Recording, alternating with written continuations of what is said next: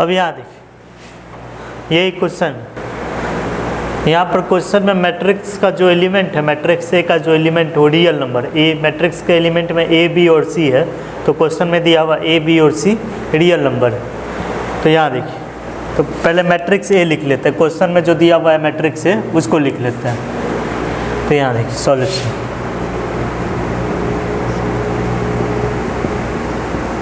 Matrix A क्या दिया हुआ है, A B C, B C A, C A B, यही मैट्रिक्स दिया हुआ है। तो अब यहाँ देखिए, और ए बी और सी में देखिए A Q plus B Q plus C Q क्या दिया हुआ है, इक्वल टू 2 दिया हुआ है। पहले इसका यूज़ कीजिए, इस डेटा का, मैट्रिक्स ए ट्रांसपोज और ए का प्रोडक्ट जो है यूनिट मैट्रिक्स के इक्वल आता है, इसका यूज़ कीजिए। ए ट्रांसपोज और ए का प्रोडक्ट जो है यूनिट मैट्रिक्स के इक्वल है। तो eight question A transpose into A equal to unit matrix, matrix A दिया हुआ है, उससे मैट्रिक्स ए का ट्रांसपोज भी निकल जाएगा। तो मैट्रिक्स ए का ट्रांसपोज निकाल लीजिए, हमको ए ट्रांसपोज और ए का प्रोडक्ट लाना है। तो ए मैट्रिक्स ए तो दिया हुआ है लेकिन ए ट्रांसपोज नहीं दिया हुआ है, तो matrix A transpose find out कर लीजिए। तो यहाँ देखिए matrix A matrix A transpose निकालना है। तो कोई भी गिवन मैट्रिक्स का ट्रांसपोज फाइंड आउट करना रहे तो रो को जो है करस्पॉन्डिंग कॉलम में कर देते हैं। तो जो फर्स्ट रो में रहता है उसको फर्स्ट कॉलम में कर देते हैं, जो सेकंड रो में रहता है उसको सेकंड कॉलम में कर देते हैं। इसी तरह से जो nth रो में रहता है उसको nth कॉलम में कर देते हैं। तो फर्स्ट रो में देखिए क्या ए बी सी है, तो इसको फर्स्ट कॉलम में कर लीजिए। सेकंड रो में क्या है, बी सी ए, तो सेकंड कॉलम में जो है बी सी ए कर लीजिए। थर्ड रो में क्या है, सी ए बी है, तो थर्ड कॉलम में सी ए बी कर लीजिए।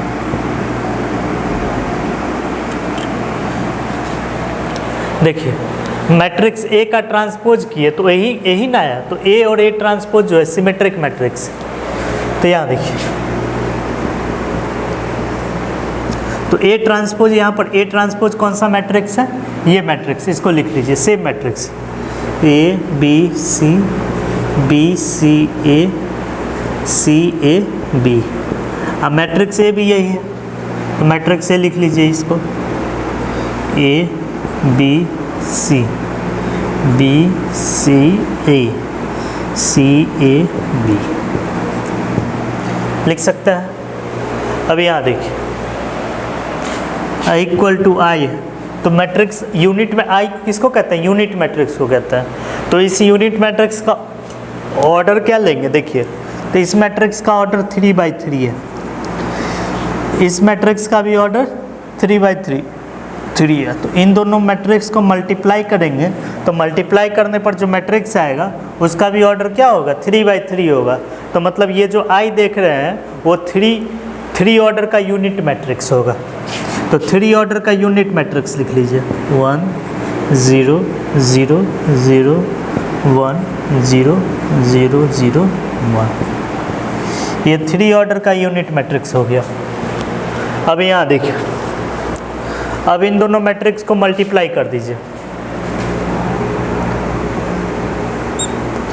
मल्टीप्लाई करना बताया है, तो इन दोनों मैट्रिक्स को मल्टीप्लाई करेंगे, तो मल्टीप्लाई करने पर जो मैट्रिक्स होगा उसका ऑर्डर 3/3 होगा। तो 3/3 ऑर्डर का कोई मैट्रिक्स ले लेता है।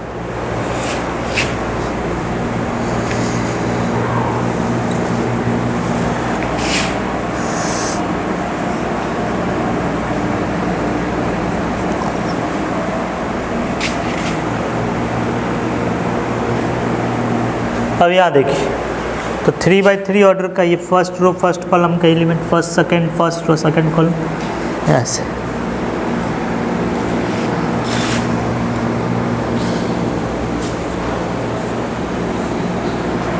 अब यहाँ देखिए, ये प्रोडक्ट मैट्रिक्स का फर्स्ट रो और फर्स्ट कॉलम है, ये एलिमेंट कैसे ऑब्टेन होगा, प्री फैक्टर मैट्रिक्स का फर्स्ट रो लेना है और पोस्ट फैक्टर मैट्रिक्स का फर्स्ट कॉलम लेना है, और दोनों के करस्पॉन्डिंग एलिमेंट्स को मल्टीप्लाई करके ऐड कर देना है। तो ए के करस्पॉन्डिंग फर्स्ट कॉलम में ए, तो ए और ए को मल्टीप्लाई करेंगे, ए स्क्वायर, बी के करस्पॉन्डिंग फर्स्ट कॉलम में बी है, तो बी और बी को मल्टीप्लाई करेंगे बी स्क्वायर। सी के करस्पॉन्डिंग फर्स्ट कॉलम में सी है, तो सी और सी को मल्टीप्लाई करेंगे सी स्क्वायर। और यहाँ देखिए ये जो है फर्स्ट रो और सेकंड कॉलम का एलिमेंट है, ये कैसे ऑब्टेन करेंगे? प्रोडक्ट मैट्रिक्स के फर्स्ट रो और सेकंड कॉलम का एलिमेंट है। इसके लिए जो है प्रीफैक्टर मैट्रिक्स का फर्स्ट रो सेलेक्ट करना है, प्रीफैक्टर मैट्रिक्स का फर्स्ट रो सेलेक्ट करना है, अब पोस्ट फैक्टर मैट्रिक्स का सेकंड कॉलम सेलेक्ट करना है, अब दोनों के करस्पॉन्डिंग एलिमेंट्स को मल्टीप्लाई करके ऐड कर देना है। तो ए के करस्पॉन्डिंग यहाँ सेकंड कॉलम में ए बी है, ए के करस्पॉन्डिंग यहाँ बी है, तो ए और बी को मल्टीप्लाई करना है। यहाँ बी के करस्पॉन्डिंग सेकंड कॉलम में सी है, तो बी और सी को मल्टीप्लाई करना है। और सी के करस्पॉन्डिंग सेकंड कॉलम में ए है, तो सी और ए को मल्टीप्लाई करना है। अभी यहाँ देखिए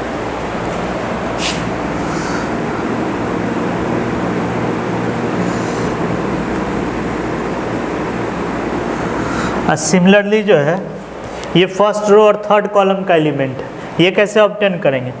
प्री फैक्टर मैट्रिक्स का फर्स्ट रो लेना है और पोस्ट फैक्टर मैट्रिक्स का थर्ड कॉलम लेना है और दोनों के करस्पॉन्डिंग एलिमेंट्स को मल्टीप्लाई करके ऐड कर देना है।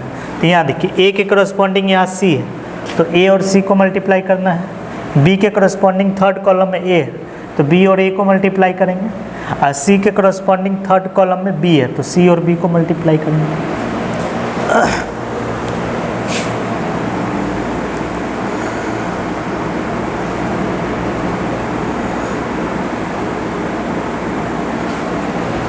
अब यहाँ देखिए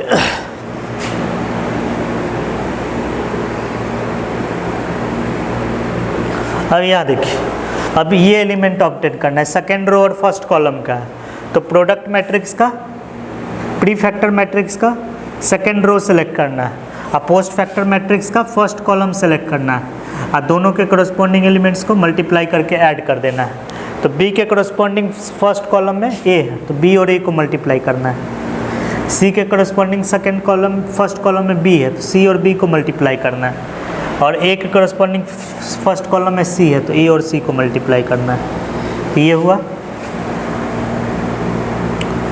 अब यहाँ देखिए और ये जो है सेकेंड रो और सेकेंड कॉलम का एलिमेंट, ये कैसे ऑब्टेन करेंगे?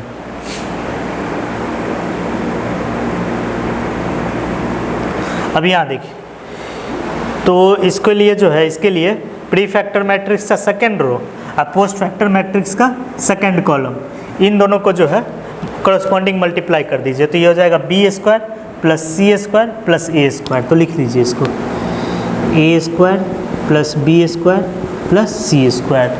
और सिमिलरली जो है ये क्या है? सेकेंड रो और थर्ड कॉलम का एलिमेंट है, ये कैसे ऑब्टेन होगा?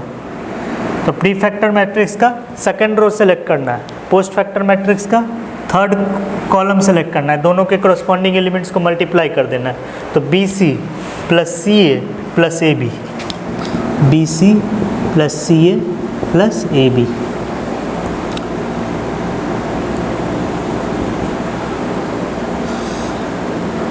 सिमिलरली यहाँ देखिए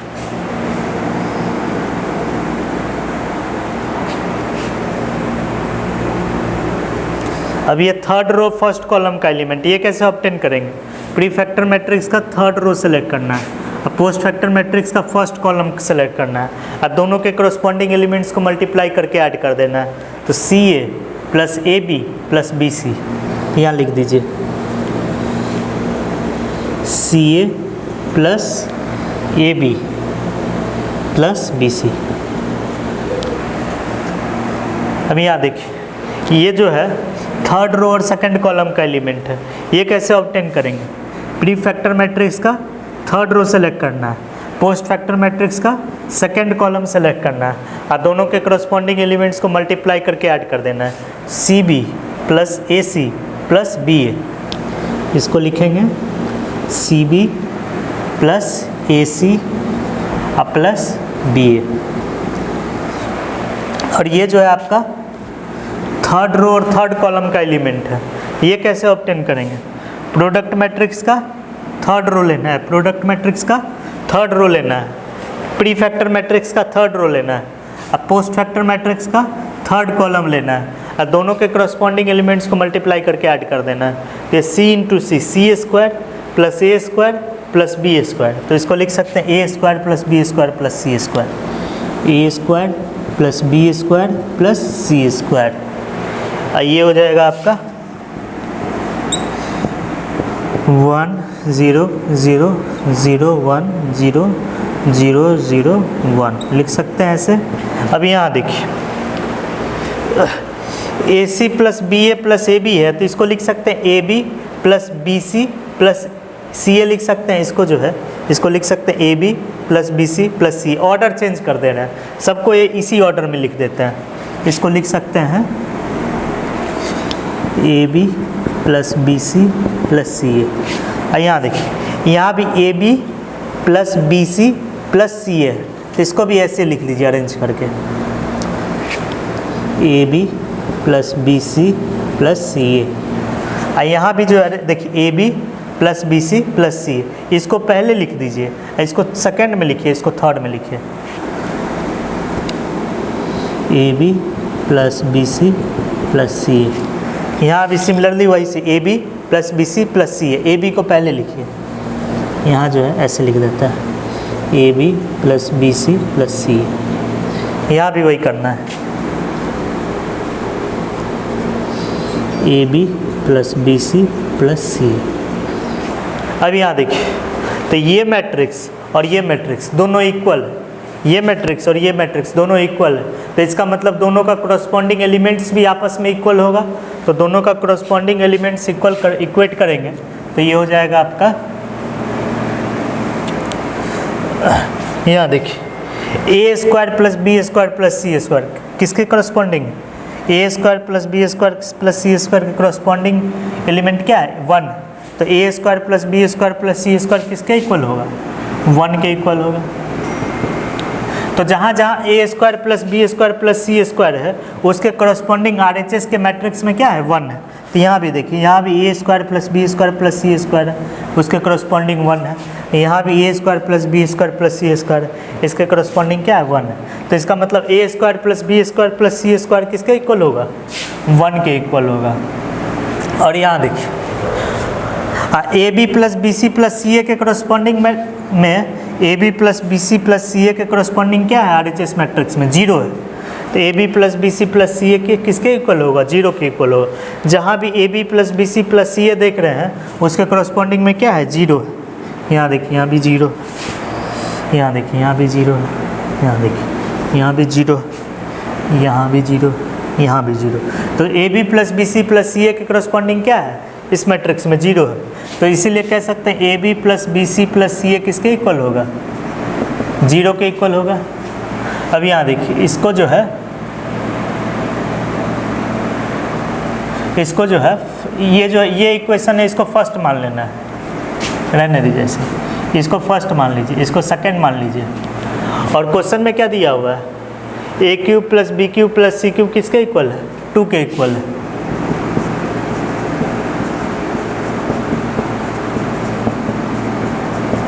ये क्वेश्चन में दिया हुआ A cube plus B cube plus C cube जो है 2 के इक्वल है। अब यहाँ देखिए अब जो है हमको किसका वैल्यू निकालना है ए बी सी का वैल्यू निकालना है। हमको किसका वैल्यू निकालना है ए बी सी का वैल्यू निकालना है। क्वेश्चन में दिया हुआ A cube plus B cube plus C cube जो है 2 के इक्वल है और ये मैट्रिक्स ए दिया हुआ है और क्या दिया हुआ है ए ट्रांसपोज और ए का प्रोडक्ट यूनिट मैट्रिक्स है। तो इसका यूज करके ये दोनों इक्वेशन लाएं, इस इक्वेशन का यूज करके ये दोनों इक्वेशन लाएं और ये क्वेश्चन में पहले से ही दिया हुआ है। तो इन तीनों डेटा का यूज करके हमको किसका वैल्यू निकालना है ए बी सी का वैल्यू निकालना है। तो ऐसा कौन सा फॉर्मूला है जिसमें A cube plus B cube plus C cube भी आता है और ए बी सी भी आता है, ऐसा कोई फार्मूला है? ऐसा फार्मूला है, ये फार्मूला तो आप जानते ही होंगे। We know that A cube plus B cube plus C cube minus 3abc equal to क्या होता है A plus B plus C into A square plus B square plus C square minus A B minus B C minus C A होता है ना। तो इसी formula का use करना है।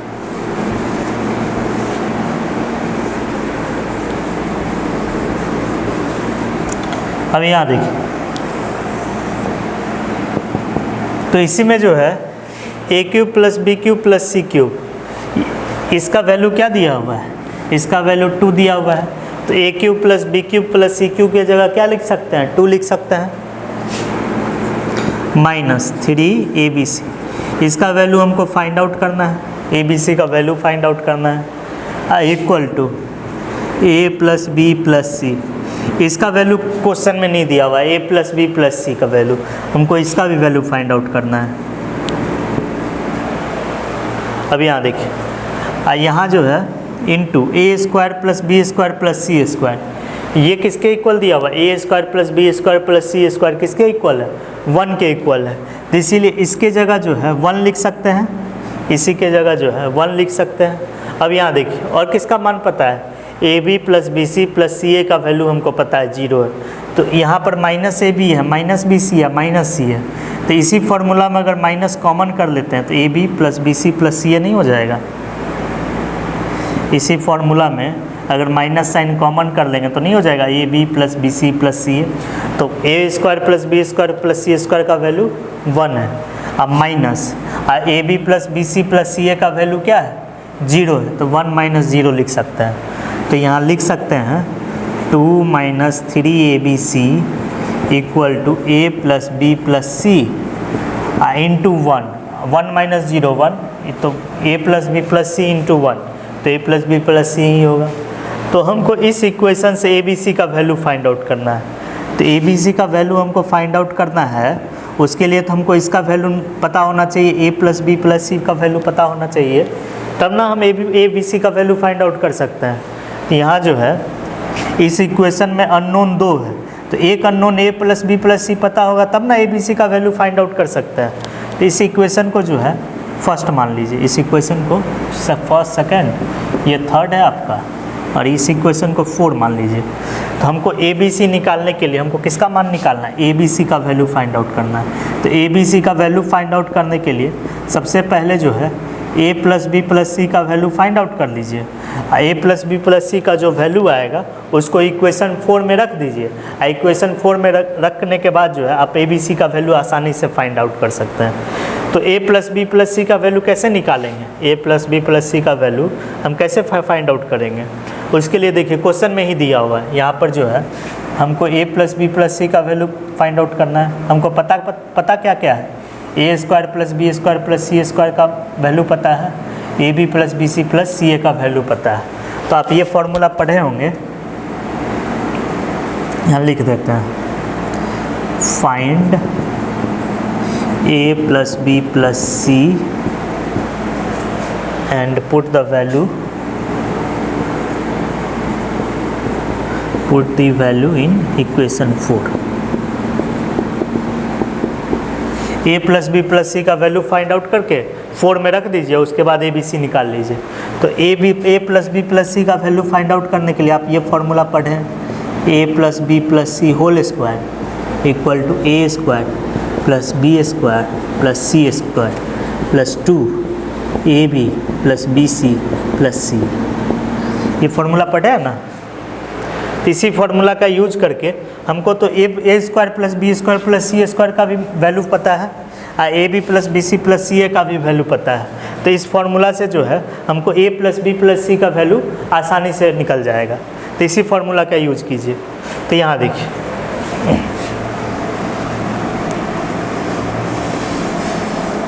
तो ये फार्मूला यहाँ लिखिए, now A plus B plus C whole square equal to A square plus B square plus C square, इसका वैल्यू क्या है 1 है, यहाँ 1 लिखेंगे equal to 1 plus 2 A B plus B C plus C A का value क्या है 0 है, तो इसीलिए यहाँ 0 लिखेंगे। तो यहाँ पर हो जाएगा आपका A plus B plus C whole square equal to 1। इससे A plus B plus C का वैल्यू फाइंड आउट कर लीजिए। तो A plus B plus C का वैल्यू फाइंड आउट करने के लिए दोनों तरफ मॉड ले लीजिए, इसको पॉजिटिव स्क्वायर रूट ले लीजिए, दो इक्वेशन के दोनों तरफ पॉजिटिव स्क्वायर रूट ले लीजिए। अब बता चुके हैं कोई भी नंबर के स्क्वायर का पॉजिटिव रूट, कोई भी नंबर के स्क्वायर का पॉजिटिव स्क्वायर रूट उस नंबर के मॉड के इक्वल होता है। कोई भी नंबर के स्क्वायर का पॉजिटिव स्क्वायर रूट उस नंबर के मॉड के इक्वल होता है। तो a plus B plus C का होल स्क्वायर है उसका पॉजिटिव स्क्वायर रूट, तो इसको लिख सकते हैं mod a plus B plus C. अब 1 का स्क्वायर रूट 1 होता है, 1 का पॉजिटिव स्क्वायर रूट 1 होता है। आइए फॉर्मूला पढ़े हैं मॉड x इक्वल टू ए। ए जब 0 से बड़ा होता है तो इसका फॉर्मूला क्या होता है, x equal to plus minus A होता है। सिमिलरली इस फॉर्मूला की इसी में जहाँ x है उसके जगह क्या है, a plus B plus C है, तो a plus B plus C, x के जगह a plus B plus C रख दीजिए इक्वल टू, और जहाँ a है उसके जगह 1 है तो प्लस माइनस 1। तो a plus B plus C का वैल्यू जो है 1 भी होगा और -1 भी होगा। तो a plus B plus C का वैल्यू निकाल लिए। a plus B plus C का जो वैल्यू है उसको इक्वेशन 4 में रख दीजिए।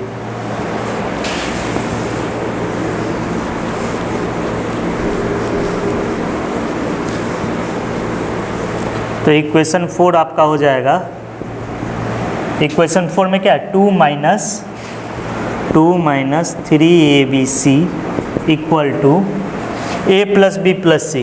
तो a plus B plus C का वैल्यू हमको पता चल चुका है प्लस माइनस 1 है, तो a प्लस बी प्लस सी के जगह जो है प्लस माइनस, इसका वैल्यू हमको पता है प्लस माइनस 1 रख दीजिए।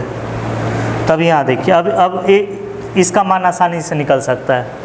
अब -3abc को RHS शिफ्ट कर दीजिए, -3abc को RHS शिफ्ट कर दीजिए, अब +-1 को LHS शिफ्ट कर दीजिए, तो ये हो जाएगा आपका 2। अब +1 को LHS शिफ्ट करेंगे तो क्या होगा, -1, और ये -1 को LHS शिफ्ट करेंगे +1, ऐसे लिखिए इसको 2, ये +1 है, +1 को LHS शिफ्ट करेंगे तो क्या होगा, -1, अब -1 को LHS शिफ्ट करेंगे +1, तो 2 माइनस +1 इक्वल टू 3abc। तो इस abc निकालने के लिए 3 से डिवाइड कर दीजिए इक्वेशन के दोनों तरफ, तो abc आपका हो जाएगा 2 माइनस +1 अपॉन 3। तब यहाँ देखिए, तो abc का वैल्यू फाइंड आउट कर लीजिए, तो abc equal to minus sign लेंगे, अगर यहाँ माइनस लेते हैं तो 2 माइनस 1/3 होगा, अब प्लस साइन लेंगे तो 2 + 1 3 अपॉन 3 1 होगा। तो ABC का 2 वैल्यू आता है, 1/3 भी है और 1 भी है, लेकिन ये ऑप्शन में केवल 1/3 है, तो इसीलिए जो है यहाँ जो है केवल 1/3 होगा।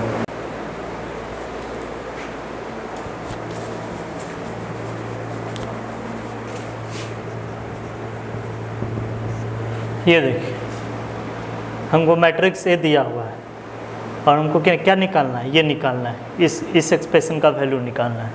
क्या किसका वैल्यू निकालना है, पहले दिया क्या हुआ है, मैट्रिक्स ए दिया हुआ है, तो मैट्रिक्स ए लिख लीजिए पहले, 1 1 2 1 3 4 1 -1 3, मैट्रिक्स ए दिया हुआ है। अब मैट्रिक्स बी क्या दिया हुआ है, matrix B equal to adjoint of A दिया हुआ है, matrix B equal to adjoint of A दिया हुआ है, matrix C equal to 3a के इक्वल दिया हुआ है। तो हमको निकालना क्या है, हमको निकालना है adjoint of B upon determinant of C निकालना है। ये निकालना है एडजॉइंट ऑफ बी के डिटर्मिनेंट को अगर डिटर्मिनेंट ऑफ सी से डिवाइड करते हैं तो इसमें से कौन सा वैल्यू होगा वही फाइंड आउट करना है। तो यहाँ देखिए एडजॉइंट ऑफ, अब यहाँ देखिए तो यहाँ बी है, तो मैट्रिक्स बी किसके इक्वल है, एडजॉइंट ऑफ ए के इक्वल है, तो यहाँ जहाँ मैट्रिक्स बी लिखा हुआ है उसके जगह लिख सकते हैं एडजॉइंट ऑफ ए लिख सकते हैं, तो यहाँ जहाँ बी है उसके जगह एडजॉइंट ऑफ ए लिख दीजिए।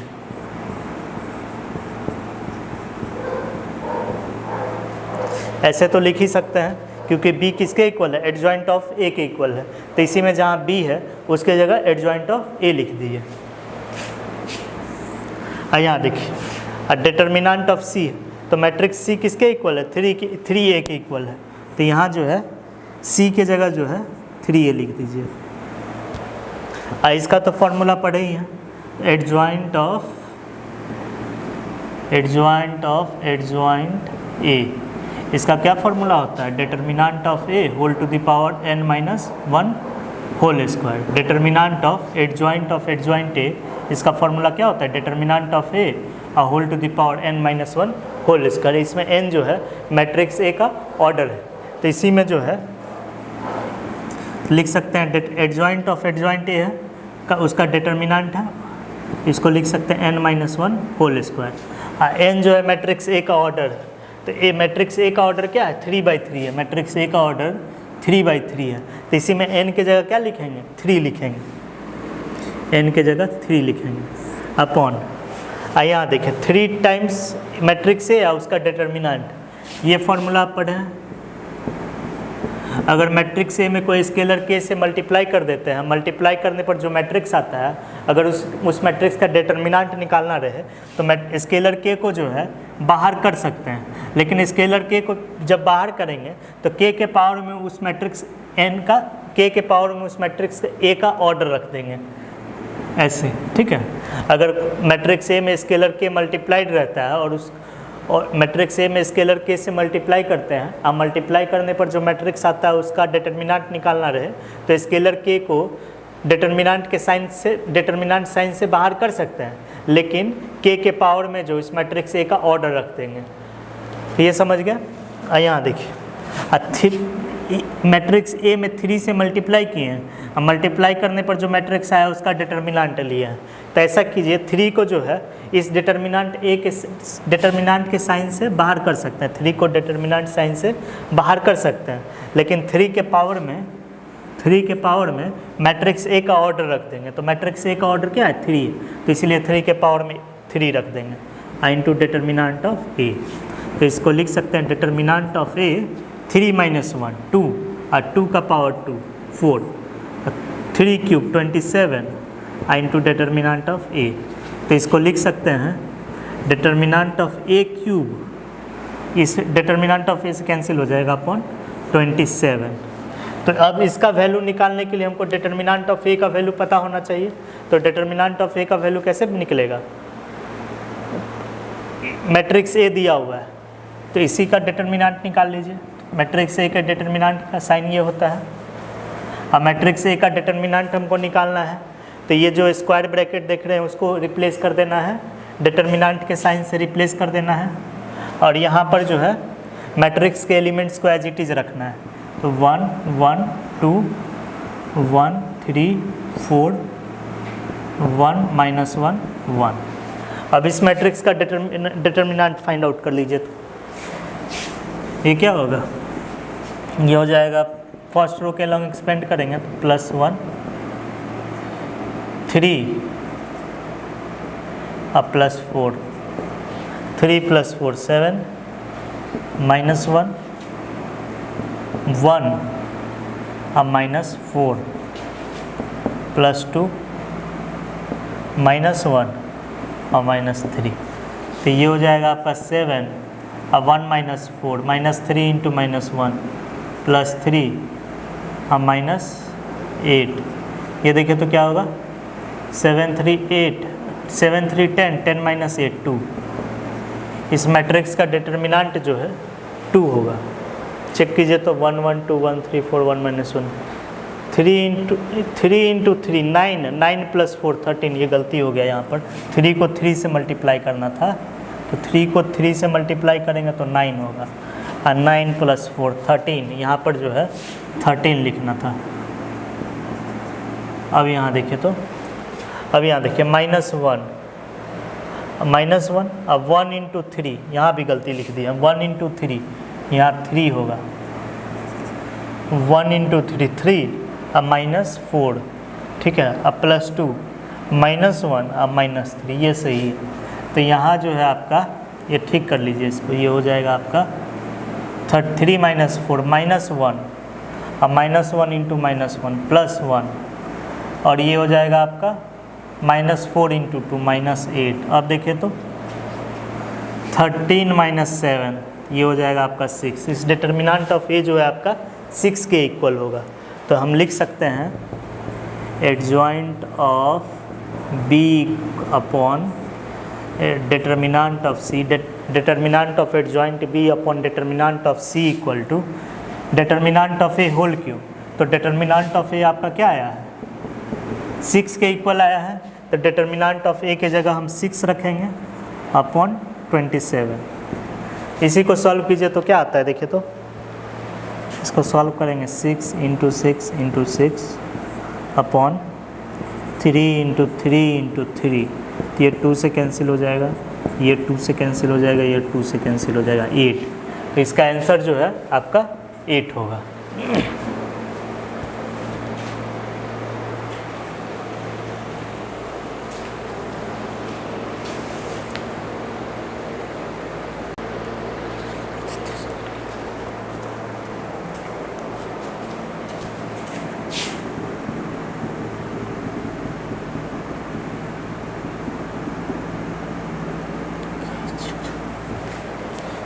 अब यहाँ देखिए, ये क्वेश्चन देखिए, मैट्रिक्स ए का ऑर्डर दिया हुआ है 3×3 ऑर्डर का मैट्रिक्स, और मैट्रिक्स ए का जो एडजॉइंट है वो ये मैट्रिक्स, और ये दिया हुआ बी जो है मैट्रिक्स ए का एडजॉइंट निकाल लेना है।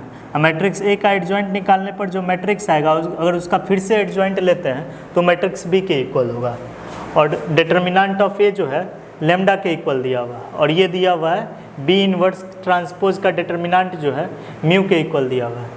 तब ऑर्डर्ड पेयर मॉड लेमडा और म्यू का वैल्यू निकाल। ऑर्डर्ड पेयर का मतलब क्या हुआ, पहले मॉड लेमडा का मान लिखना है फिर म्यू का मान लिखना है। तो यहाँ पर ऑर्डर्ड पेयर का मतलब पहले यहाँ जो है मॉड लेमडा का मान दिया हुआ है फिर म्यू का मान दिया हुआ है, क्योंकि यहाँ पहले मॉड लेमडा है बाद में म्यू है, तो मॉड लेमडा का वैल्यू पहले दिया हुआ है और म्यू का वैल्यू बाद में दिया हुआ है। इसका ऑप्शन ए का मतलब हुआ मॉड लेमडा का वैल्यू 3 है और म्यू का वैल्यू 81 है। ऑप्शन बी का मतलब हुआ मॉड लेमडा का वैल्यू 9 है और म्यू का वैल्यू 1/81 है। इसी तरह से ऑर्डर्ड पेयर का मतलब यही हुआ, पहले मॉड लेमडा का मान लिखना है और फिर म्यू का मान लिखना है। तो यहाँ देखिए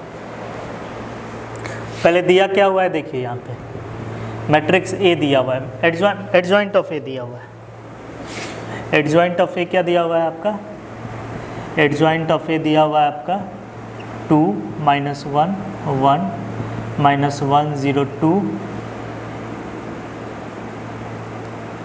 1 -2 -1, और क्या दिया हुआ है b equal to adjoint of adjoint A, ये दिया हुआ है। और क्या दिया हुआ है mod lambda, mod determinant of A जो होगा मॉड लेमडा के इक्वल है, डिटर्मिनेंट ऑफ ए जो है लेमडा के इक्वल है, और b इनवर्स ट्रांसपोज का डिटर्मिनेंट जो है म्यू के इक्वल, ये यही सब डेटा दिया हुआ है।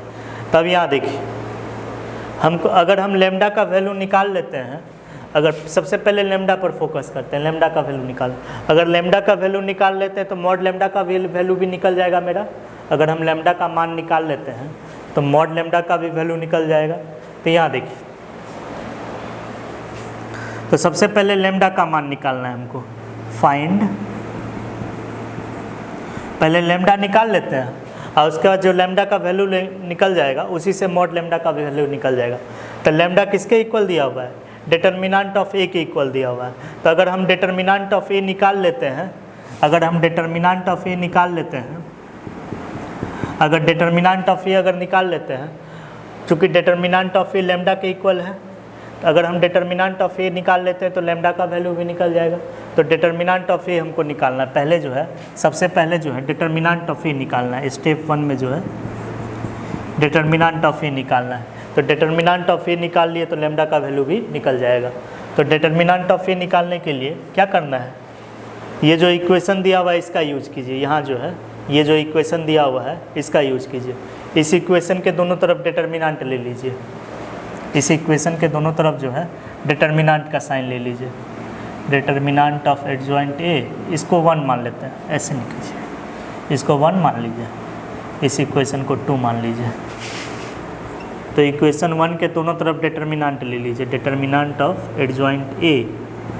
इस मैट्रिक्स का डिटर्मिनेंट लेना है, तो ये जो स्क्वायर ब्रैकेट देख रहे हैं उसको डिटर्मिनेंट के साइन से रिप्लेस कर देना है, 2 - 1 1 -1 0 2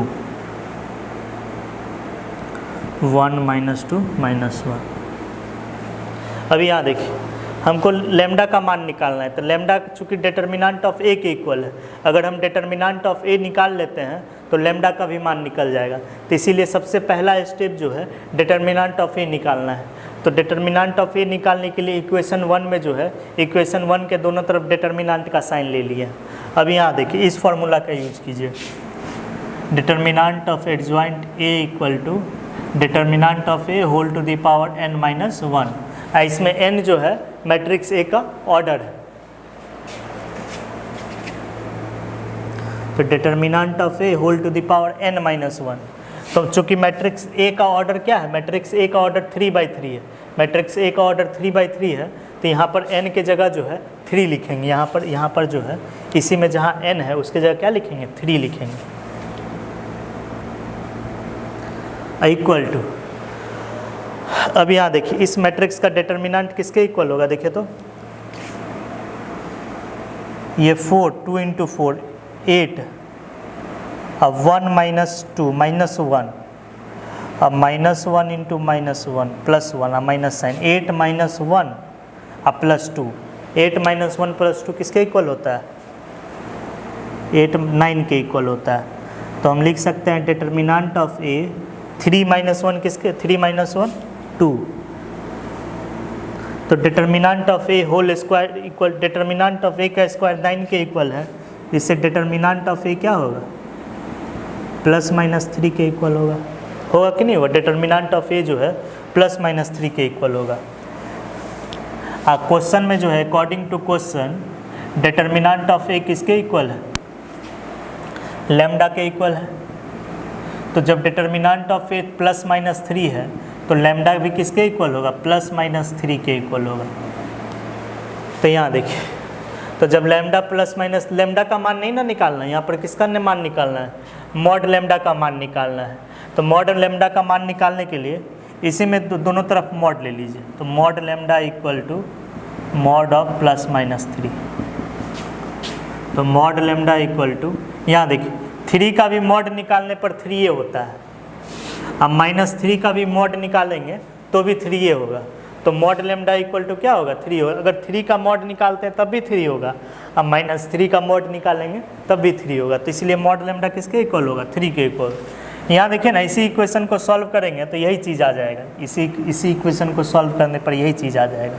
तो मॉड लेमडा जो है, लेमडा जब +-3 है तो मॉड लेमडा किसके इक्वल होगा, 3 के इक्वल होगा। अब यहाँ देखिए, तो मॉड लेमडा हम निकाल लिए, एक मान निकाल लिए। अब यहाँ देखिए, अब म्यू का भी वैल्यू निकाल लेना है, म्यू का भी, क्योंकि ऑप्शन 1 ए में भी मॉड लेमडा का वैल्यू 3 दिया हुआ है, ऑप्शन डी में भी मॉड लेमडा का वैल्यू 3 दिया हुआ है। अब ऑप्शन ए करेक्ट होगा या ऑप्शन डी करेक्ट होगा, उसके लिए म्यू का वैल्यू निकालना पड़ेगा। तो म्यू का वैल्यू निकाल लीजिए। तो म्यू का वैल्यू निकालने के लिए यहाँ देखिए इसका यूज कीजिए, क्या दिया हुआ है, B inverse, matrix B inverse का जो ट्रांसपोज है उसका डिटर्मिनेंट म्यू के इक्वल है। अब यहाँ एक चीज़ समझना है, यहाँ देखिए कोई मैट्रिक्स का डिटर्मिनेंट और उस मैट्रिक्स के ट्रांसपोज का डिटर्मिनेंट, कोई भी स्क्वायर मैट्रिक्स का डिटर्मिनेंट और उस मैट्रिक्स के ट्रांसपोज का डिटर्मिनेंट दोनों क्या होता है, इक्वल होता है। तो इसीलिए इस आधार पर हम कह सकते हैं मैट्रिक्स बी इनवर्स का डिटर्मिनेंट और मैट्रिक्स बी इनवर्स के ट्रांसपोज का डिटर्मिनेंट दोनों क्या होगा, आपस में इक्वल होगा। तो बी इनवर्स ट्रांसपोज का डिटर्मिनेंट है, उसके जगह लिख सकते हैं बी इनवर्स का डिटर्मिनेंट, लिख सकते हैं determinant of B inverse I equal to mu. और ये फॉर्मूला आप पढ़े हैं, कोई अगर ए कोई इन्वर्टेबल मैट्रिक्स है और उस मैट्रिक्स का अगर डिटर्मिनेंट ए कोई इन्वर्टेबल मैट्रिक्स है और ए इन्वर्स का डिटर्मिनेंट फाइंड आउट करना रहे तो मैट्रिक्स ए का डिटर्मिनेंट निकाल लीजिए और उसी का रेसिप्रोकल ले लीजिए।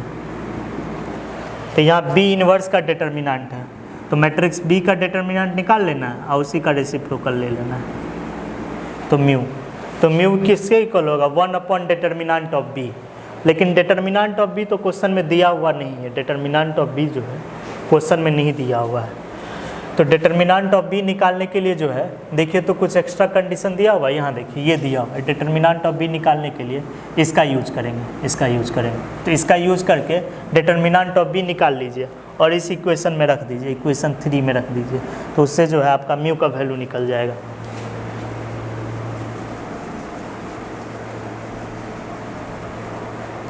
तो यहाँ जो है आपका एट क्वेश्चन, तो डिटर्मिनेंट ऑफ बी देखिए यहाँ पे बी क्या दिया हुआ है, B equal to adjoint of adjoint A, ये ना दिया हुआ है। तो डिटर्मिनेंट ऑफ बी हमको निकालना है म्यू का वैल्यू निकालने के लिए। तो इक्वेशन के दोनों तरफ डिटर्मिनेंट ले लीजिए। तो determinant of B equal to determinant of adjoint A, determinant of B equal to adjoint of A का एडजॉइंट है, फिर से उसका एडजॉइंट है और उसके बाद डिटर्मिनेंट है। तो ये फार्मूला पढ़ें, इसका फार्मूला होता है determinant of A whole to the power n-1 whole square. ये ना फार्मूला होता है। कोई मैट्रिक्स का एडजॉइंट निकाल लेना है, एडजॉइंट निकालने पर जो मैट्रिक्स आया उसका फिर से एडजॉइंट निकाल लेना है और उसका एडजॉइंट फिर से एडजॉइंट निकालने पर जो मैट्रिक्स आया उसका डिटर्मिनेंट। तो इसका फार्मूला क्या होता है, determinant of A whole to the power n-1 whole square. n जो है मैट्रिक्स ए का ऑर्डर है, मैट्रिक्स ए का ऑर्डर क्वेश्चन में दिया हुआ है 3/3 है। तो n के जगह यहाँ जो है 3 लिखना है। तो ये हो जाएगा आपका,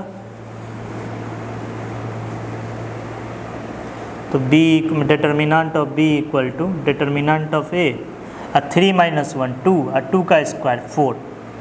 तो determinant of b equal to हो जाएगा आपका, डिटर्मिनेंट ऑफ a किसके इक्वल है, +-3 के इक्वल है। तो यहाँ +-3 होल टू द पावर 4 लिखेंगे। तो डिटर्मिनेंट ऑफ b किसके इक्वल होगा, 81 के इक्वल होगा। जब डिटर्मिनेंट ऑफ b 81 है तो डिटर्मिनेंट ऑफ b निकल गया, उससे आप म्यू निकाल सकते हैं। तो म्यू क्या हो जाएगा, म्यू होगा 1 determinant of b। Determinant of b के जगह 81 रख दीजिए। तो म्यू क्या हुआ 1/81। अब मॉड लेम्डा का वैल्यू निकाले थे 3 आया, तो हम कह सकते हैं मॉड लेम्डा का वैल्यू 3 है, अब म्यू का वैल्यू जो है आपका 1/81 है। तो हम कह सकते हैं ऑर्डर्ड पेयर किसके इक्वल होगा, ऑर्डर्ड पेयर पहले मॉड लेम्डा का वैल्यू है और फिर म्यू का वैल्यू है। तो मॉड लेम्डा का वैल्यू 3 है, अब म्यू का वैल्यू 1/81। तो ये किस ऑप्शन में दिया हुआ है, डी ऑप्शन में दिया हुआ है, इसीलिए जो है आपका डी करेक्ट होगा।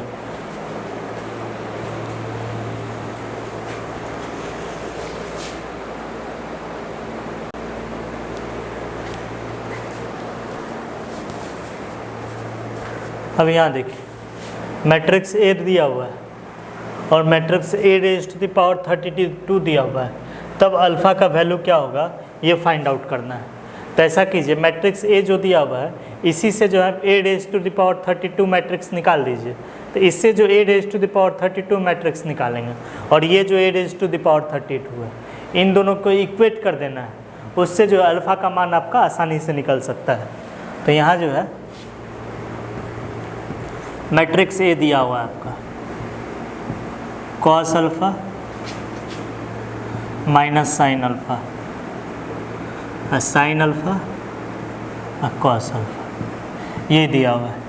तो हमको इससे ए मैट्रिक्स ए दिया हुआ है, इसके हेल्प से जो है हमको A raise to the power 32 matrix find out करना है।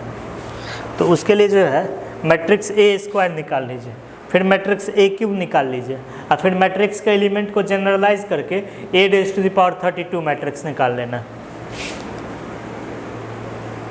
तो सबसे पहले जो है मैट्रिक्स ए स्क्वायर निकाल लीजिए। तो मैट्रिक्स ए स्क्वायर क्या होता है, ए इंटू ए होता है मैट्रिक्स ए स्क्वायर को लिख सकते हैं, ए इंटू ए लिख सकते हैं। यहाँ देखिए, तो मैट्रिक्स ए आपको पता है cos alpha minus sine alpha और साइन अल्फ़ा और cos alpha, I into matrix A फिर से लिखना है 2 बार और उसको मल्टीप्लाई करना है, cos alpha minus sine alpha और साइन अल्फ़ा कॉस अल्फ़ा। अब इन्हीं दोनों मैट्रिक्स को मल्टीप्लाई करके ए स्क्वायर निकाल लीजिए यहाँ। तो ये हो जाएगा आपका, ये 2/2 ऑर्डर का मैट्रिक्स, ये भी 2/2 ऑर्डर का मैट्रिक्स। तो इन दोनों मैट्रिक्स को मल्टीप्लाई करेंगे तो मल्टीप्लाई करने पर जो मैट्रिक्स आएगा उसका ऑर्डर 2/2 होगा। तो 2/2 ऑर्डर का कोई मैट्रिक्स ले लेते हैं। अब यहाँ देखिए, यहाँ मल्टीप्लाई करके डायरेक्ट लिख देते हैं, मैट्रिक्स मल्टीप्लिकेशन बता चुके हैं तो डायरेक्ट लिख देते हैं। तो यहाँ फर्स्ट रो को फर्स्ट कॉलम से मल्टीप्लाई कर दीजिए, तो ये हो जाएगा cos alpha into cos alpha, cos squared alpha, अब minus sine alpha into sine alpha, minus sine squared alpha. अब फर्स्ट रो को जो है इसके सेकेंड कॉलम से मल्टीप्लाई कर दीजिए, तो ये हो जाएगा minus sine alpha cos alpha और minus sine alpha cos alpha.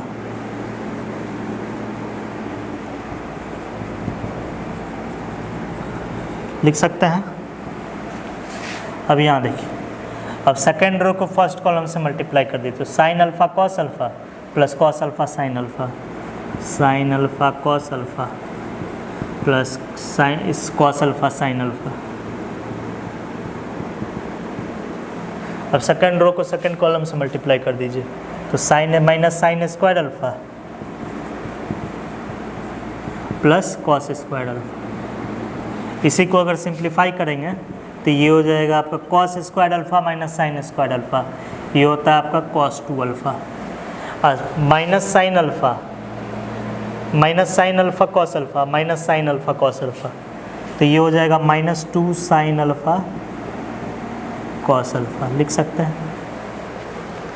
Sine alpha cos alpha plus sign alpha cos alpha, 2 sign alpha cos alpha. यहाँ जो है cos square alpha minus sine square alpha, इसको लिख सकते हैं कॉस 2 अल्फ़ा। यहाँ देखिए ये फॉर्मूला पढ़े, 2 साइन ए कॉस बी क्या होता है, sign 2b, 2 sign A cos A, इसका फॉर्मूला होता है साइन 2a होता है। इसी में जहाँ a है उसकी जगह अल्फ़ा है, तो 2 साइन अल्फ़ा कॉस अल्फ़ा किसके इक्वल होगा, साइन 2 अल्फ़ा के इक्वल होगा। तो इसलिए यहाँ पर जो है यहाँ लिखेंगे साइन 2 अल्फ़ा। अब -2 साइन अल्फ़ा कॉस अल्फ़ा है, तो यहाँ लिखेंगे, यहाँ पर लिखेंगे 2 साइन अल्फ़ा कॉस अल्फ़ा किसके इक्वल है, साइन 2 अल्फ़ा के इक्वल है, तो माइनस साइन 2 अल्फ़ा। तो यहाँ जो है ए स्क्वायर मैट्रिक्स किसके इक्वल आया। अब डायरेक्ट यहाँ पर रिजल्ट लिख दीजिए, मैट्रिक्स ए स्क्वायर आपका आया cos 2 alpha minus sine 2 alpha sine 2 alpha और कॉस 2 अल्फ़ा।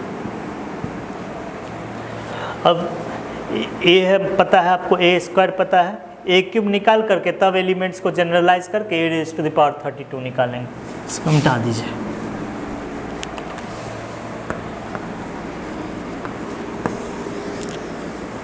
अब जो है ए रेज़ टू ए क्यूब निकाल लीजिए, तो ए क्यूब आपको पता है क्या होता है, मैट्रिक्स ए स्क्वायर इंटू ए होता है। अब मैट्रिक्स ए स्क्वायर आपको पता है क्या है, cos 2 alpha minus sine 2 alpha sine 2 alpha cos 2 alpha into A, matrix A आपको पता है cos alpha minus sine alpha sine alpha cos alpha. अब इन दोनों को मल्टीप्लाई कर दीजिए। मल्टीप्लाई हम डायरेक्ट कर रहे हैं, मल्टीप्लिकेशन आप लोग खुद से कर लीजिएगा। तो ये हो जाएगा कॉस 2 अल्फ़ा कॉस अल्फ़ा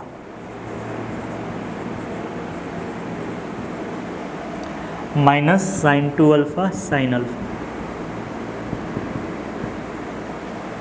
और फर्स्ट रो को सेकेंड कॉलम से मल्टीप्लाई कीजिए, minus sine alpha cos 2 alpha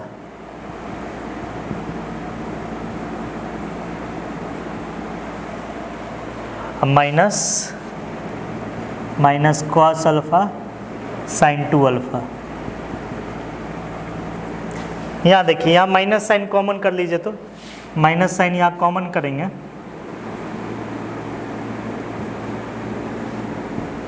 यहाँ से माइनस साइन कॉमन कर लीजिए। अब सेकेंड रो को फर्स्ट कॉलम से मल्टीप्लाई कर दीजिए, तो ये हो जाएगा sine 2 alpha cos alpha plus cos 2 alpha sine alpha. अब सेकेंड रो को सेकेंड कॉलम से मल्टीप्लाई कर दीजिए, तो ये हो जाएगा आपका कॉस 2 अल्फ़ा कॉस अल्फ़ा, अब minus sine 2 alpha sine alpha.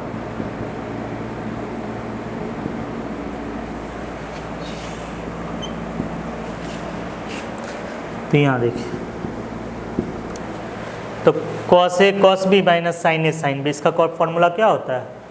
Cos A plus B होता है। ए की जगह 2 अल्फ़ा है, बी की जगह अल्फ़ा है, तो कॉस 2 अल्फ़ा प्लस अल्फ़ा, इसको डायरेक्ट लिख सकते हैं cos 2 alpha plus alpha.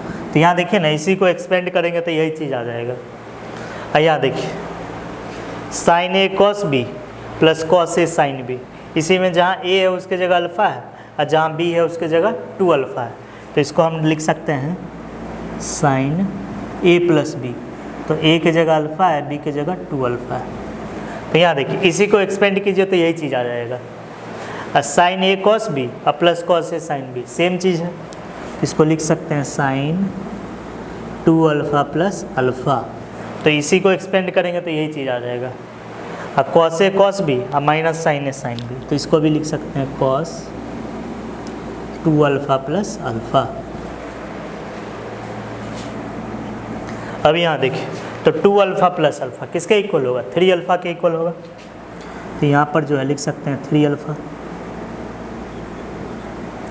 Alpha plus 2 alpha ये किसके इक्वल होगा? 3 अल्फ़ा के इक्वल होगा, तो यहाँ भी लिख सकते हैं 3 अल्फ़ा। अब यहाँ देखिए 2 अल्फ़ा प्लस अल्फ़ा ये किसके इक्वल होगा? 3 अल्फ़ा के इक्वल होगा, तो यहाँ लिख दीजिए 3। तो 2 अल्फ़ा प्लस अल्फ़ा 3 अल्फ़ा,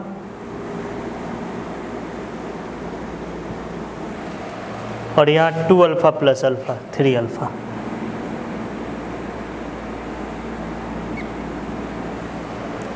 अब ये ए क्यूब निकल गया, तब ए क्यूब को जो है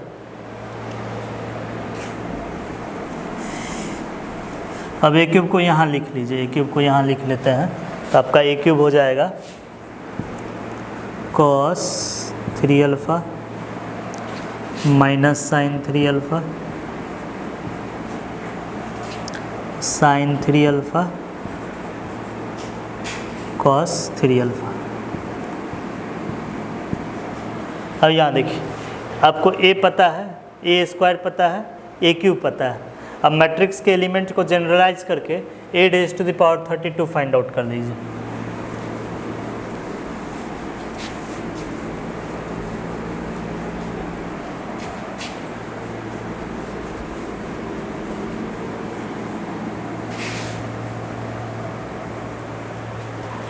अब यहाँ देखिए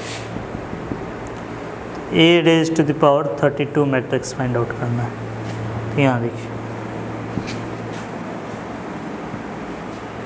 अब यहाँ देखिए मैट्रिक्स के एलिमेंट्स को जनरलाइज करना है, मतलब मैट्रिक्स के एलिमेंट्स को एक समान करना है, सब में सारे से एक समान करना है। यहाँ देखिए यहाँ मैट्रिक्स ए के पावर में 1 है, तो यहाँ देखिए एंगल में भी अल्फ़ा है।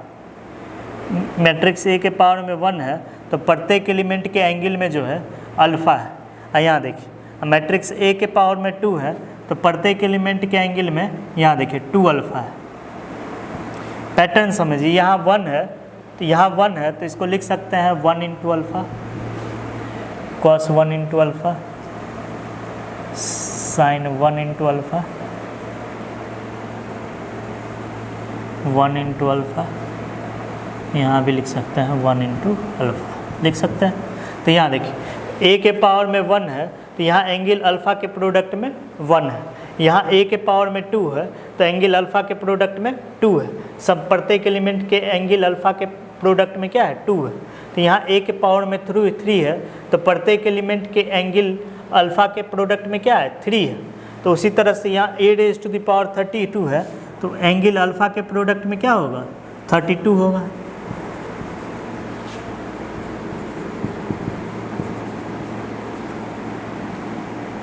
यहाँ देखिए सब में यहाँ कॉस है तो इसीलिए यहाँ कॉस लिखें, यहाँ सब में ट्रिग्नोमेट्रिक फंक्शन क्या है साइन है तो इसीलिए यहाँ साइन लिखें 32 अल्फा, यहाँ सब में क्या है साइन है तो यहाँ भी साइन लिखेंगे, एंगल में 32 अल्फा, यहाँ सब में ट्रिग्नोमेट्रिक फंक्शन कॉस है तो यहाँ कॉस लिखेंगे, एंगल में 32 अल्फा। तो a raise to the power 32 ये इसके इक्वल होगा, इस मैट्रिक्स के इक्वल होगा। लेकिन क्वेश्चन में क्या दिया हुआ है, but a raise to the power 32 equal to 0 -1 1 0, इसके इक्वल दिया हुआ है। तो यहाँ देखिए a raise to the power 32 question के अकॉर्डिंग ये है, और हम a raise to the power 32 निकाले तो ये है, ये मैट्रिक्स आया। तो ये दोनों मैट्रिक्स एक दूसरे के इक्वल होगा, ये भी a raise to the power 32 matrix है और ये भी a raise to the power 32 matrix. तो ये दोनों क्वेश्चन जो है एक दूसरे के इक्वल होगा, सॉरी ये दोनों मैट्रिक्स जो होगा एक दूसरे के इक्वल होगा। तो ये हो जाएगा आपका cos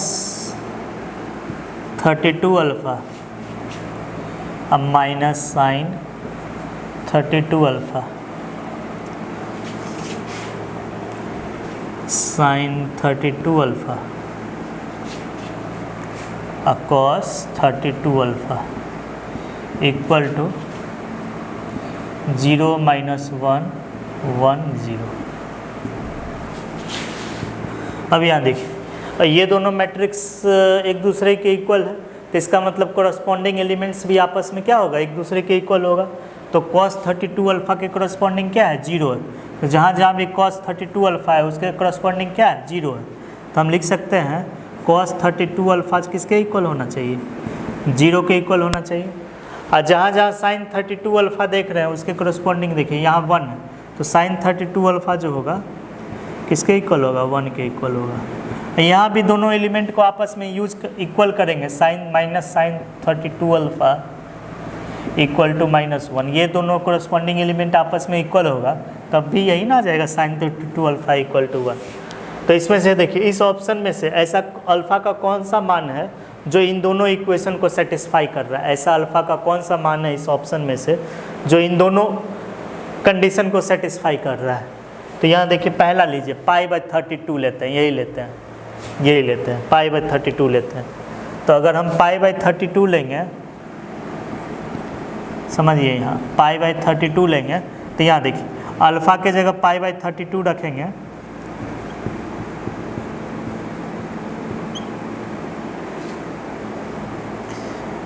तो ये देखिए इक्वल टू 0, ये 32 से 32 कैंसिल हो जाएगा तो ये आएगा आपका -1 इक्वल टू 0। तो -1 0 कभी आपस में इक्वल होगा, तो अल्फ़ा के जगह π/32 रखेंगे तो ये हो जाएगा cos π, और cos π तो 0 के इक्वल होता नहीं है, इसीलिए पहला कंडीशन ही फेल हो गया। तो ये अल्फ़ा का मान तो लेंगे नहीं। अब यहाँ देखिए 0 लेते हैं, अगर अल्फ़ा का मान 0 लेंगे तो ये हो जाएगा cos 0, और cos 0 डिग्री आपको पता है 1 होता है, अब 1 चूँकि 0 के इक्वल होता नहीं है ये भी सेटिस्फाई नहीं करेगा। अल्फ़ा का ऐसा मान होना चाहिए जो इसको भी सेटिस्फाई करे और इसको भी सेटिस्फाई करे, तो ये भी नहीं होगा। अल्फ़ा के जगह π/64 लीजिए, तो अल्फ़ा के जगह π/64 लेंगे cos 32, अल्फ़ा के जगह क्या ले रहे हैं π/64 ले रहे हैं इक्वल टू 0। यहाँ अल्फ़ा के जगह π/64 लीजिए साइन 32 × π/64 इक्वल टू 1, तो ये हो जाएगा आपका cos π/2 इक्वल टू 0, ये हो जाएगा आपका sin π/2 इक्वल टू 1। तो अल्फ़ा का मान π/64 ये दोनों कंडीशन को सेटिस्फाई कर रहा है, इसलिए ये सॉल्यूशन हो जाएगा, ऑप्शन सी हो जाएगा। हाँ π/16 लेकर देखिए, तो अगर हम π/16 लेते हैं तो ये हो जाएगा cos 2π, और cos 2π आप जानते हैं 1 होता है, तो 1 चूँकि 0 के इक्वल नहीं होता है तो ये मान पहला कंडीशन को ही नहीं सेटिस्फाई किया, तो इसीलिए ये मान भी रिजेक्ट हो गया। तो इसीलिए यही इक्वेशन ये जो है π/64 भी होगा। ये तो जल्दी हो गया, जल्दी करने के लिए ऐसा हम चेक कर सकते हैं, ऐसे सॉल्यूशन भी इसका निकाल सकते हैं। सॉल्यूशन कैसे निकालिएगा ये देखिए, तो इसको ऐसे भी लिख सकते हैं 32 cos थीटा इक्वल टू 0 होता है, तो थीटा क्या होता है 2n + 1, I into pi by 2 के इक्वल होता है। तो 32 alpha equal to 2n plus 1 I into pi by 2, इसमें n आपका इंटीजर है। तो यहाँ साइन थीटा इक्वल टू 1 होता है, तो थीटा इक्वल टू क्या होता है 4n plus 1 into pi by 2 होता है। तो यहाँ थीटा के जगह 32 अल्फ़ा है, तो 32 alpha equal to 4n plus 1 into pi by 2, n जो है इसमें इंटीजर है आपका। तो इससे अल्फ़ा का मान निकाल लीजिए, तो अल्फ़ा होगा आपका 2n plus 1 into pi by 64, n आपका इंटीजर है इसमें। इससे अल्फ़ा देखिए तो अल्फ़ा निकालेंगे 4n plus 1 into pi by 64, n जो है इसमें इंटीजर। तो यहाँ पर जो है n के जगह यहाँ 0 लेंगे, तो n के जगह 0 लेंगे तो अल्फ़ा का मान आएगा पाई बाई 64, n के जगह 1 लेंगे तो अल्फ़ा का मान आएगा 3 पाई बाई 64, n के जगह 2 लेंगे तो अल्फ़ा का मान आएगा 5 पाई बाई 64। और उसी तरह से यहाँ देखिए n के जगह 0 लेंगे तो अल्फ़ा का मान आएगा पाई बाई 64, n के जगह 1 लेंगे अल्फ़ा का मान आएगा 5 पाई बाई 64। इसी तरह से तो अल्फ़ा का कौन सा मान सेटिस्फाई कर रहा है, तो अल्फ़ा का मान होगा अल्फ़ा का जो सॉल्यूशन अल्फ़ा का जो मान दोनों को सेटिस्फाई करेगा उसी को सॉल्यूशन में कंसीडर करना है। अल्फ़ा का मान पाई बाई 64 भी सेटिस्फाई कर रहा है, 5 पाई बाई 64 भी सेटिस्फाई कर रहा है, इसी तरह से ढेर सारा। तो ऑप्शन में केवल पाई बाई 64 ही दिया हुआ है, ऐसे भी निकाल सकते हैं पाई बाई 64 होगा। ऐसे में तो टाइम ज़्यादा लगेगा, तो इसीलिए जो है ऑप्शन को ही इसमें चेक कर लीजिएगा। ठीक,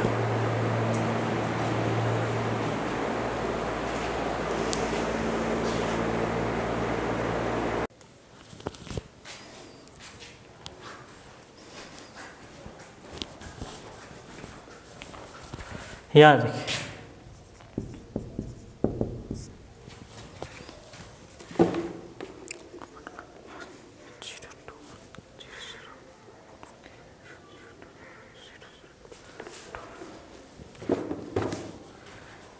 मैट्रिक्स फॉर्म में इक्वेशन दिया हुआ है ax इक्वल टू बी। तो यहाँ पर a जो है आपका मैट्रिक्स है, ax इक्वल टू बी, ये मैट्रिक्स फॉर्म में इक्वेशन दिया हुआ है। इस इक्वेशन का सॉल्यूशन जो है x1 है, x2 है और x3 है। x1, x2 and x3 are the solution of the given equation। Given equation का सॉल्यूशन क्या दिया हुआ है, x1, x2 और x3 दिया हुआ है। इसका मतलब a x के जगह x1 रखेंगे, ठीक है। यहाँ देखिए x1 के करस्पॉन्डिंग राइट हैंड साइड में जो कांस्टेंट है वो b1 है। x1 के करस्पॉन्डिंग राइट हैंड साइड में जो कांस्टेंट है वो b1 है। तो x1 भी इस इक्वेशन को सेटिस्फाई करेगा, मतलब x1 जब इस इक्वेशन का सॉल्यूशन है तो x1 भी इस इक्वेशन को सेटिस्फाई करेगा, मतलब x के जगह x1 रख सकते हैं। और सिमिलरली जो है x2 भी इस इक्वेशन को सेटिस्फाई करेगा, x के जगह x2 रखेंगे तब x2 के करस्पॉन्डिंग राइट हैंड साइड में जो कांस्टेंट है वो क्या है, b2 है।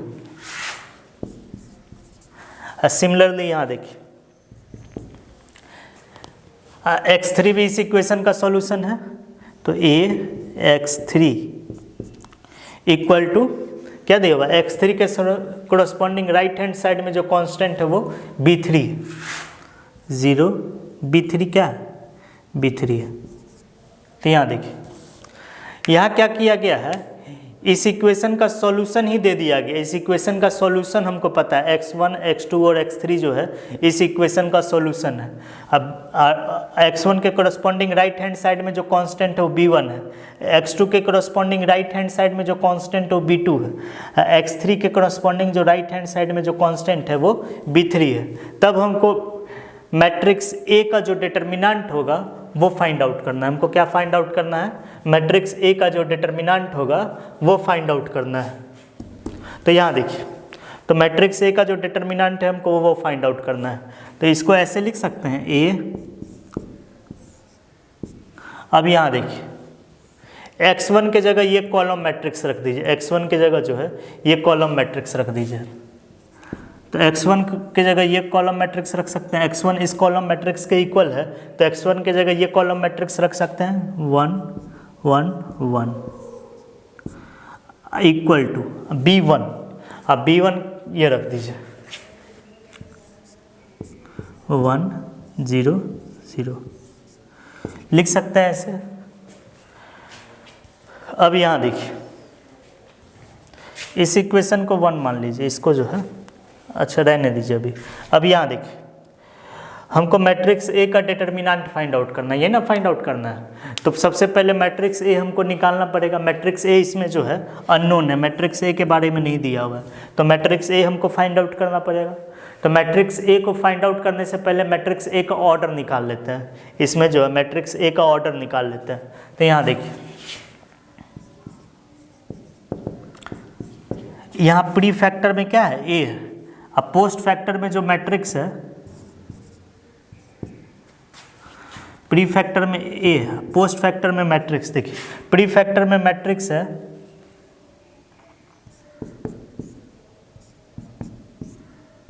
इन दोनों को मल्टीप्लाई। यहाँ देखिए मैट्रिक्स ए का ऑर्डर हमको नहीं पता है, मैट्रिक्स ए का पहले ऑर्डर निकाल लेते हैं। यहाँ देखिए इस मैट्रिक्स का ऑर्डर पता है, पोस्ट फैक्टर में जो मैट्रिक्स है उसका ऑर्डर पता है। इसमें 3 रो है और 1 कॉलम है, तो यहाँ 3 रो लिखेंगे, 1 कॉलम लिखेंगे। अब यहाँ देखिए इन दोनों मैट्रिक्स जब मल्टीप्लाई करेंगे, इन दोनों मैट्रिक्स को जब मल्टीप्लाई करेंगे तो मल्टीप्लाई करने पर जो मैट्रिक्स आएगा उसमें देखिए 3 रो है और 1 कॉलम है। तो यहाँ जो है इसका भी ऑर्डर, जो प्रोडक्ट मैट्रिक्स का भी ऑर्डर क्या है 3 × 1 है। अब यहाँ देखिए और ये पढ़े हैं 2 मैट्रिक्स का मल्टीप्लिकेशन संभव तभी होता है जब प्री फैक्टर मैट्रिक्स में कॉलम का संख्या और पोस्ट फैक्टर मैट्रिक्स में रो का संख्या दोनों इक्वल होता है। तो यहाँ देखिए पोस्ट फैक्टर मैट्रिक्स में रो का संख्या हमको पता है 3 है, तो प्री फैक्टर मैट्रिक्स ए में भी कॉलम का संख्या क्या होगा 3 होगा। अब यहाँ देखिए अब यहाँ पर क्या रखे हैं, यहाँ पर रो में मैट्रिक्स ए के रो में मैट्रिक्स इसमें यहाँ पर क्या रखें ताकि इन दोनों मैट्रिक्स को मल्टीप्लाई करने पर जो मैट्रिक्स होगा उसका ऑर्डर जो होगा 3/1 होगा। तो यहाँ पर जो है यहाँ पर 3 रखेंगे तब ना इन दोनों मैट्रिक्स को मल्टीप्लाई करेंगे तो इसका ऑर्डर 3/1 होगा।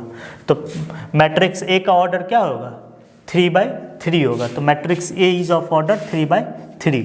तो इस मैट्रिक्स का ऑर्डर क्या है 3/3। समझ गए? इसको ऐसे लिखिए, ज़्यादा समझ में आएगा।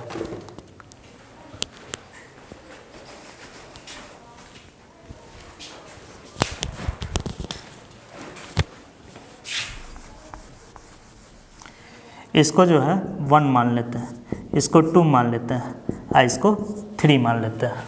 अब बढ़ते हैं।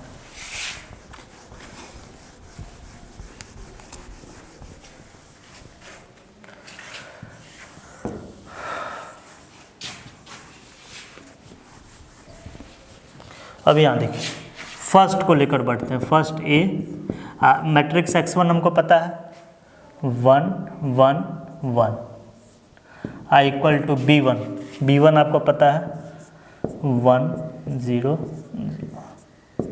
अब मैट्रिक्स ए का ऑर्डर अभी पता किया क्या है, matrix A is of order 3/3। Order of matrix A, order of A क्या है 3/3 है। तो मैट्रिक्स से 3/3 ऑर्डर का कोई मैट्रिक्स ले लीजिए, 3/3 ऑर्डर का मैट्रिक्स ले लेते हैं।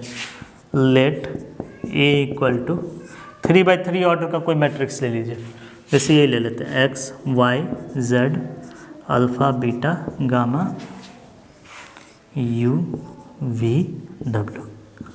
3/3 ऑर्डर का कोई मैट्रिक्स ले लिए, यही ले लिए। अब ए के जगह ये मैट्रिक्स रख दीजिए, इसमें सारा एलिमेंट्स अननोन है, सारा एलिमेंट्स का वैल्यू हमको निकालना है। तो मैट्रिक्स ए के जगह इस मैट्रिक्स को रख दीजिए।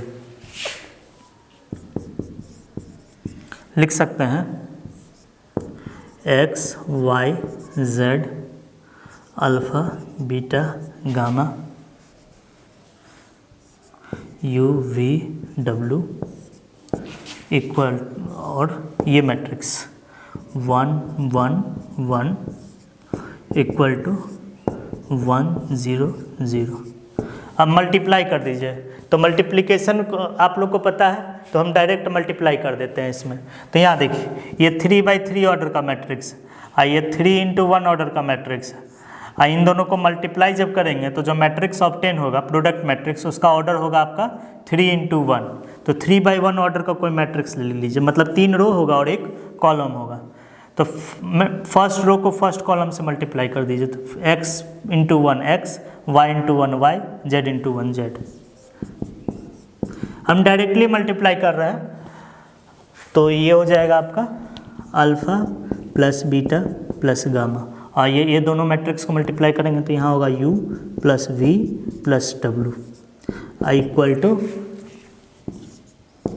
1 0 0।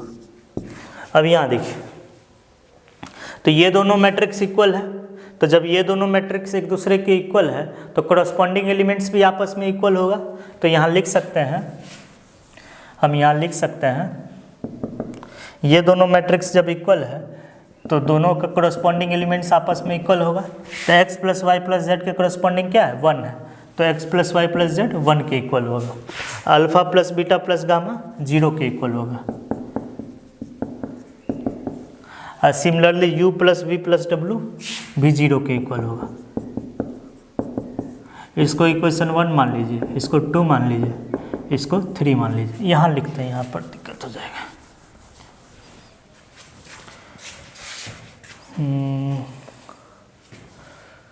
यही लिखते हैं।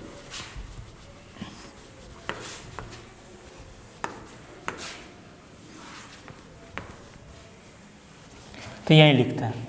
तो यहाँ देखिए, तो यहाँ इन दोनों को मल्टीप्लाई करेंगे तो ये होगा आपका x + y + z = 1। दोनों मैट्रिक्स जब इक्वल है तो दोनों मैट्रिक्स का कॉरस्पॉन्डिंग एलिमेंट्स भी आपस में इक्वल होगा। x + y + z किसके इक्वल होगा 1 के इक्वल होगा। Alpha plus beta plus gamma 0 के इक्वल होगा, और u + v + w भी 0 के इक्वल होगा। अब यहाँ देखिए, अब सिमिलरली जो है इक्वेशन सेकेंड लेते हैं।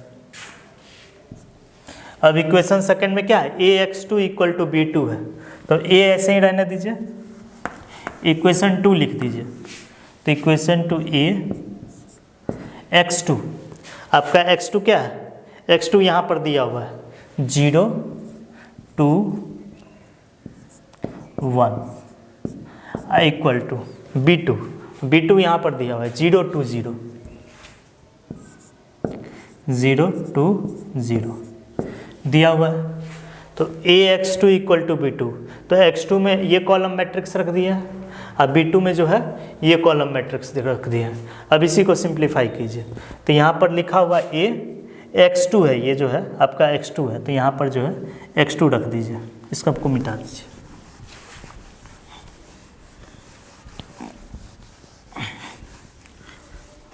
अब मैट्रिक्स ए किसको एज्यूम किया है, इसको एज्यूम किया है, तो मैट्रिक्स ए की जगह जो है ये मैट्रिक्स रख दीजिए, x y z alpha beta gamma u v w, और ये मैट्रिक्स 0 2 1 = 0 2 0। अब यहाँ देखिए, अब इन दोनों मैट्रिक्स को मल्टीप्लाई कर दीजिए, तो यहाँ देखिए, तो फर्स्ट रो को इसके फर्स्ट कॉलम के फर्स्ट रो को प्री फैक्टर मैट्रिक्स के फर्स्ट रो को पोस्ट फैक्टर मैट्रिक्स के फर्स्ट कॉलम से मल्टीप्लाई करेंगे ये एलिमेंट ऑब्टेन करने के लिए। x ये हो जाएगा आपका 2y प्लस z। सिमिलरली यहाँ होगा 2 बीटा प्लस गामा, और यहाँ होगा आपका 2v प्लस w। इन दोनों मैट्रिक्स का मल्टीप्लिकेशन खुद से कर लीजिएगा, मल्टीप्लिकेशन बहुत बार बता चुके हैं। तो ये हो जाएगा आपका 0 2 0। अब यहाँ देखिए, तो सिमिलरली यहाँ देखिए दो मैट्रिक्स आपस में इक्वल है, दो मैट्रिक्स जब आपस में इक्वल रहता है तो उसका कॉरस्पॉन्डिंग एलिमेंट्स भी आपस में इक्वल होता है। तो यहाँ पर जो है तो 2y प्लस जेड के करस्पॉन्डिंग 0 है, तो 2y प्लस जेड जो होगा 0 के इक्वल होगा। 2 बीटा प्लस गामा के करस्पॉन्डिंग 2 है, तो 2 बीटा प्लस गामा जो है आपका 2 के इक्वल होगा। 2v प्लस डब्लू के करस्पॉन्डिंग 0 है, तो 2v प्लस डब्लू जो है आपका 0 के इक्वल होगा। तो ये निकाल लिए। अब इक्वेशन 3 को जो है इक्वेशन 3 को लेते हैं हम।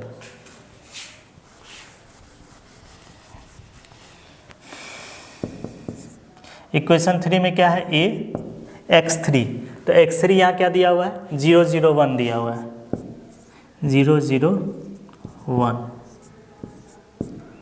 i इक्वल टू b3 क्या दिया हुआ है आपका 0 0 2। अब यहाँ देखिए ए मैट्रिक्स ए को क्या एज्यूम किया, X Y Z alpha beta gamma U V W, तो मैट्रिक्स ए को ऐसे ही रहने दीजिए। और उसके बाद ये मैट्रिक्स है 0 0 1 है, तो यहाँ 0 0 1 लिखिए। कांस्टेंट में क्या है 0 0 2 है, तो यहाँ 0 यहाँ 2 लिखिए। अब दोनों मैट्रिक्स को मल्टीप्लाई कीजिए, तो यहाँ लिखेंगे 0 0 2। अब दोनों मैट्रिक्स को मल्टीप्लाई कीजिए, x into 0 0, y into 0 0, z यहाँ होगा और यहाँ गामा होगा, यहाँ w होगा। तो यहाँ देखिए,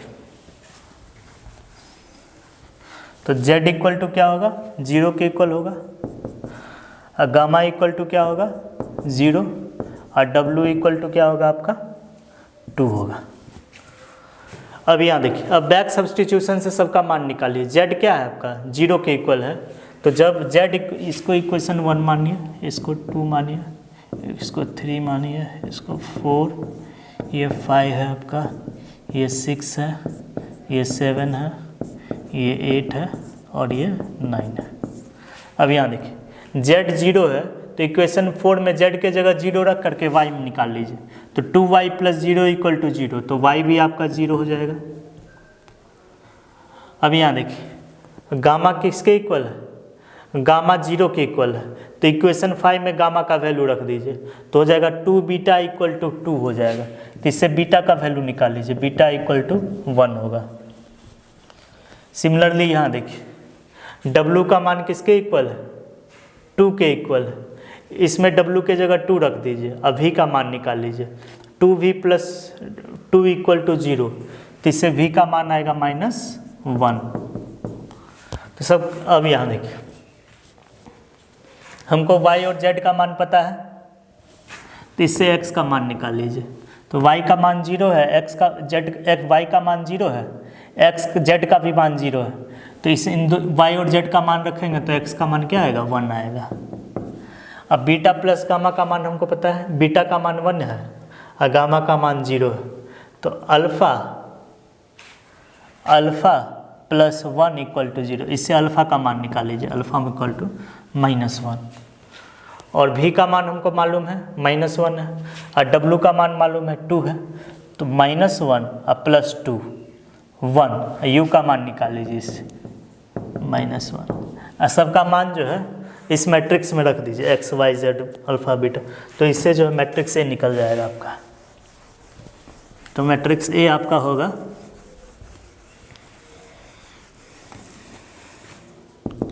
मैट्रिक्स ए आपका होगा x y z, तो x के जगह जो है आप x का मान क्या है 1, और y का मान 0 और z का मान 0 1 0 0, और अल्फ़ा बीटा गामा, तो अल्फ़ा -1, बीटा 1 और gamma 0, u v w, u क्या है -1, v क्या है -1 और w क्या है 2 है। यही मैट्रिक्स होगा। इस मैट्रिक्स का डिटर्मिनेंट निकाल लीजिए, तो determinant of A equal to, ये जो इस मैट्रिक्स का साइन है स्क्वायर ब्रैकेट है, तो स्क्वायर ब्रैकेट को रिप्लेस करके डिटर्मिनेंट का साइन लगा लीजिए। अब मैट्रिक्स के एलिमेंट को एज इट इज रखिए, 1 0 0 -1 1 0 -1 -1 2। अब फर्स्ट रो के लॉन्ग एक्सपेंड कर दीजिए, तो डिटर्मिनेंट ऑफ ए आपका हो जाएगा 2। यहाँ देखिए 2 किस ऑप्शन में, 2 जो है आपका बी ऑप्शन में, इसीलिए बी करेक्ट होगा।